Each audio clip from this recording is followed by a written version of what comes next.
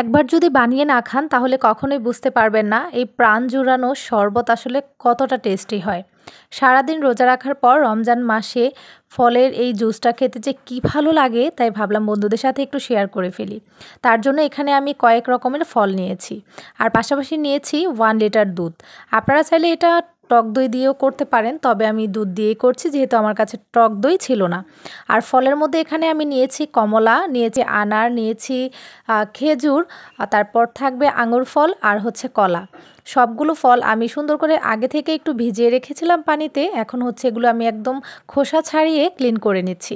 ফলগুলো আমার ক্লিন করা হয়ে গেছে আর সবশেষে আমি কলাটা এখানে অ্যাড করছি।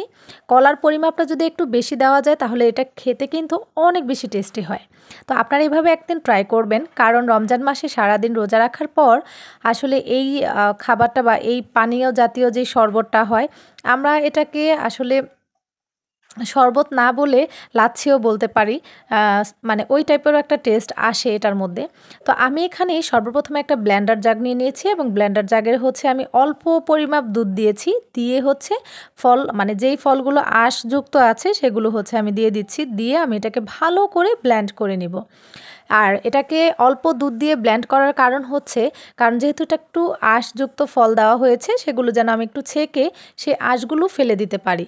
এই কারণে অল্প দুধ দিয়ে আমি আগে এটাকে ব্লেন্ড করেছি। এখন হচ্ছে এটাকে আমি সুন্দর করে ছেঁকে নিব। তো ছেঁকে নেওয়ার পর এটা থেকে যে গ্রেভিটা আসবে তারপর হচ্ছে বাকি প্রসেসটা। তো আমি এটা একটা ছোট্ট একটা ছাঁকনির সাহায্যে ছেঁকে নিচ্ছি। আপনাদের যেভাবে সুবিধার মনে হয় আপনারা সেভাবেই ছেঁকে নেবেন। আর অবশ্যই এখানে আরেকটা ইনগ্রেডিয়েন্টস দিতে হবে, সেটা হচ্ছে বরফ।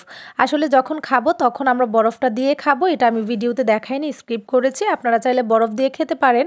তবে দুধটা যেহেতু আমার ফ্রিজ থেকে নামানো একদমই ঠান্ডা ছিল, মানে দুধটা একদমই বরফ হয়ে যায়নি, আবার একদমই তরল ছিল না। তো এই পর্যায়ে আমি এটাকে ব্লেন্ড করেছি, তাই খুব বেশি ঠান্ডা থাকার কারণে আমি এখন বরফটা আর ইউজ করিনি। তো আমি সুন্দর করে ছেঁকে নিয়েছি আর বাকি দুধটা দিয়ে কিন্তু আমি আর এর মধ্যে এখন আমি কলা অ্যাড করছি।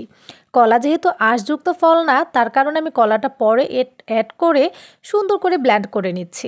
দেখেন কতটা সুন্দর হয়েছে এবং ইয়াম্মি একটা লুক এসেছে। রমজান মাসে ইফতারির সময় এই শরবতটা যদি থাকে আসলে একদম মন প্রাণ ঠান্ডা হয়ে যায়। আপনারা অবশ্যই এটা বাসায় ট্রাই করে দেখবেন। আমার যেহেতু এটা অনেক ভালো লেগেছে, আমি বিশ্বাস রাখছি আমার আপু ভাইয়াদেরও অনেক ভালো লাগবে। তো রেসিপিটি ভালো লেগে থাকলে অবশ্যই কিন্তু ফলো করতে হবে।